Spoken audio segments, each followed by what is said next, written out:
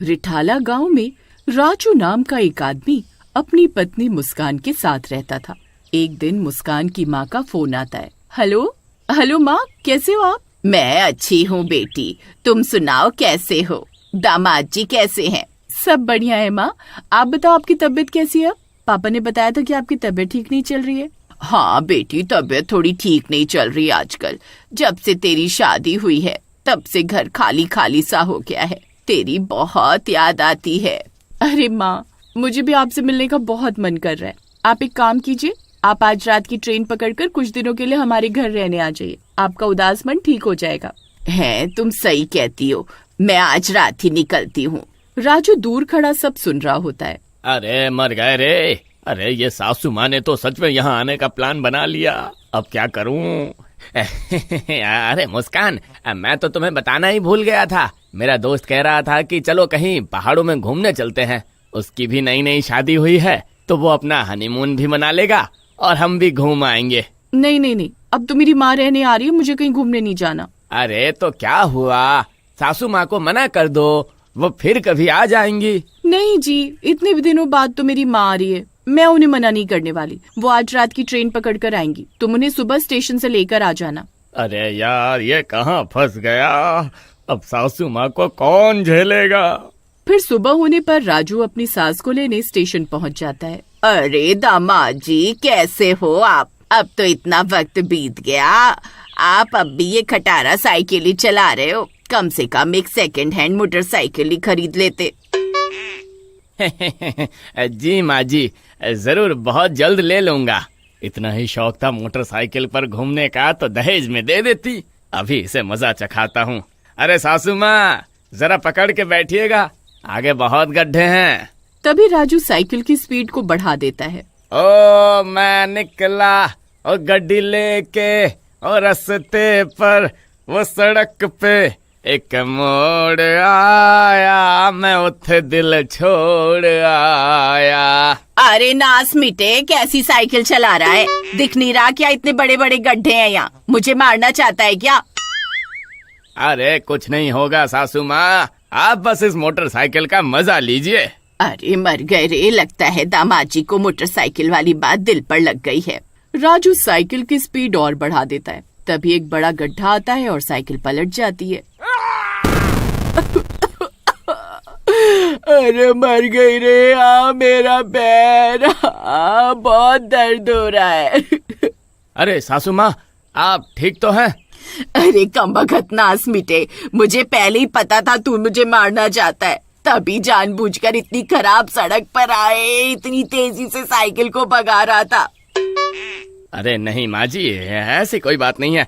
मैं तो सिर्फ आपको जल्दी घर पहुँचाना चाहता था। अरे कमबख्त, अब ऐसे ही देखता रहेगा या मुझे उठाएगा भी? फिर राजू अपनी सास को जैसे तैसे उठाकर साइकिल पर बिठाता है और धीरे धीरे घर पहुँचता है। अरे माँ, आप आ गई। मैं बहुत खुश हूँ कि आप हमारे घर रहने आए। बहुत दर्द हो रहा है। अरे माँ, ये आपके पैर में क्या हुआ? आप ठीक तो है ना? अरे कुछ नहीं हुआ, माँ को चलते चलते पैर में मोच आ गई है बस। अरे नास मिटे, सच सच क्यों नहीं बताता कि तूने मुझे जानबूझकर साइकिल से गिराया है? आप ये क्या कह रही हैं माँ? अरे नहीं नहीं, माँ तो मजाक कर रही हैं। मुस्कान, तुम्हें पता तो है गांव की सड़क कितनी खराब है, बस उस वजह से साइकिल का बैलेंस थोड़ा बिगड़ गया था। फिर शीला कुछ देर आराम करती है, लेकिन उसके पैर का दर्द बढ़ता ही जाता है और दूसरी तरफ राजू और मुस्कान अपने कमरे में सो रहे होते हैं। अरे कहाँ मर गए, मुझे दर्द में अकेला छोड़कर खुद घोड़े बेचकर सो गए क्या? फिर मुस्कान और राजू दौड़ते हुए वहाँ पहुँचते हैं। अब मुझसे सहन नहीं होता, लगता है हड्डी टूट गई है, मुझे अस्पताल लेकर चलो। माँ सही कहती हैं, हमें इन्हें अभी अस्पताल लेकर जाना होगा। ठीक है, मैं कालू को बुला कर लाता हूँ, तुम घर पर ही रहो। फिर राजू बाहर जाता है और अपने दोस्त कालू को साथ लाता है। अरे राजू भाई, कौन से अस्पताल लेकर जाना है माँ जी को? मैक्स हॉस्पिटल लेकर चलें क्या? वो पास ही में है। अरे पागल हो गया है क्या? पता है ना वो कितना महंगा अस्पताल है, वहाँ नहीं जा सकते। एक काम करते हैं, लोहिया अस्पताल ले जाते हैं, वो सस्ता है। लोहिया अस्पताल? अरे भाई राजू, वो तो भूतिया अस्पताल है, वहाँ आधी रात को जाना सही नहीं है। कहीं सस्ते के चक्कर में हम किसी मुसीबत। फिर कुछ देर में वो हॉस्पिटल पहुंच जाते हैं। वो हॉस्पिटल देखने में ही भूतिया लग रहा था। वहाँ बहुत अंधेरा था और उन लोगों के अलावा वहाँ कोई और मरीज नहीं था। अरे नास मिटो, ये मुझे कहाँ ले आए? इस अस्पताल में तो कोई और मरीज भी नहीं दिख रहा। अरे मर गई रे, ये कहाँ फंस गई। अरे माँ जी, आप घबराओ नहीं। अरे डरने वाली कोई बात नहीं है। फिर राजू डॉक्टर के कमरे की ओर जाता है। वहाँ एक डॉक्टर अपनी टेबल के नीचे छुपकर बैठा होता है।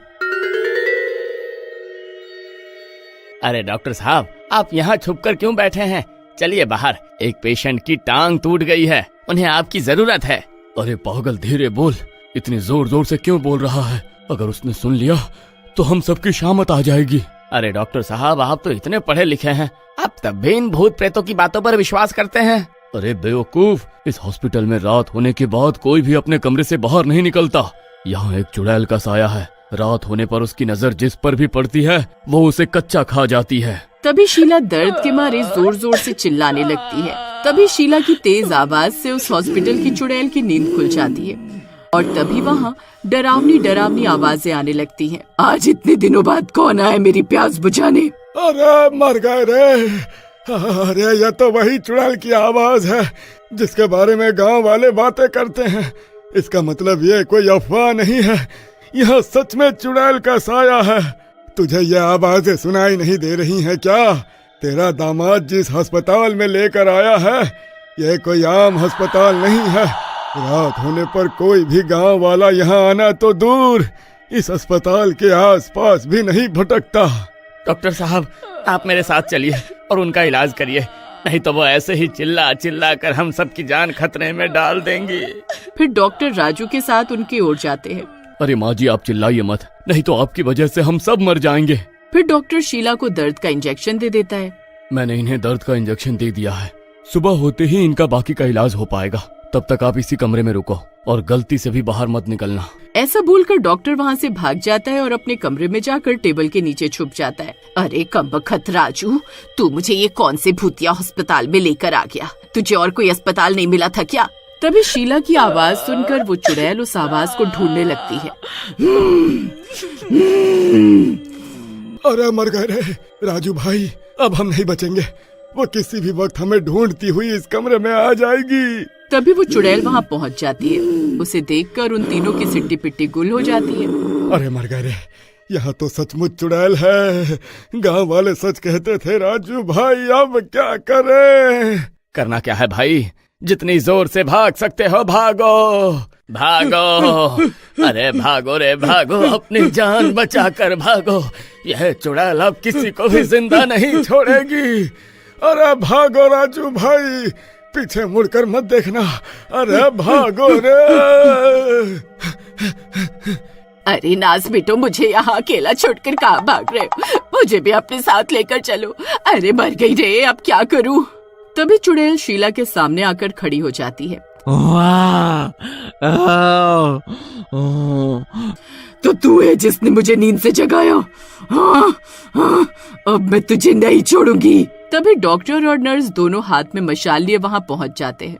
आग को देखकर चुड़ैल डर जाती है। ओ चुड़ैल, चुपचाप अपनी जगह पर जाकर सो जा, नहीं तो तुझे जलाकर भस्म कर दूंगा। तभी चुड़ैल डर जाती है और शीला के शरीर के अंदर घुस जाती है। तभी शीला बेहोश हो जाती है। डॉक्टर साहब, ये क्या? ये चुड़ैल तो इस औरत के शरीर के अंदर चली गई, अब हम क्या करें? फिर डॉक्टर और नर्स दोनों मिलकर शीला को बांध देते हैं। अभी इसे ऐसे ही बंधे रहने देते हैं और सुबह होने का इंतजार करते हैं। तभी दूसरी तरफ राजू और कालू भागते हुए घर पहुंचते हैं। कालू भाई, बाल बाल बच गए। अरे आप दोनों आ गए, लेकिन माँ कहाँ है? उन्हें साथ क्यों नहीं लाए? वो भाभी जी, डॉक्टर साहब ने उन्हें एक दिन के लिए अस्पताल में ही भर्ती कर लिया है। कल उनको छुट्टी मिल जाएगी। ठीक है, कल सुबह होते ही मैं माँ से मिलने अस्पताल जाऊंगी। ऐसा बोलकर मुस्कान वहाँ से चली जाती है। राजू भाई, अब क्या होगा? भाभी को कैसे बताएं कि हम उन्हें चुड़ैल के पास मरने के लिए छोड़कर वहाँ से भाग आए? अगर आप इसके आगे का भाग देखना चाहते हैं तो प्लीज कमेंट करिए।